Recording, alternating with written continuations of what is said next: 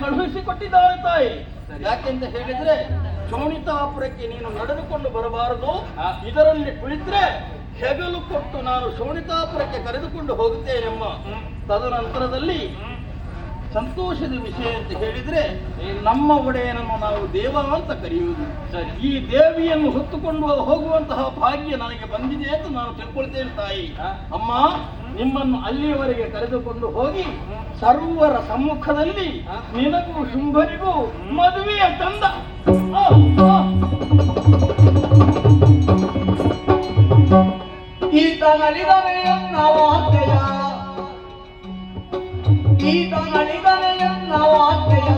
ಶುಭಾಸುರಗೆ ಬೀಳುವ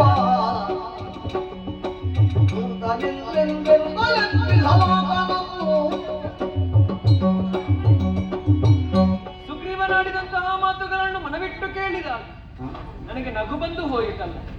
ಆದ್ದರಿಂದಲೇ ನನ್ನ ನಗುವಿನ ಬಗೆಯನ್ನು ಅರಿಯದೆ ಆ ದಗೆಯಿಂದಾಗಿ ಈತ ಮರಣವನ್ನಪ್ಪಿದ್ದಾನೆ. ಹಾಗೆಂದು ಈತನಿಗೆ ಪ್ರತ್ಯುತ್ತರವಾಗಿ ನೀಡಲೇಬೇಕಾಗಿದೆ.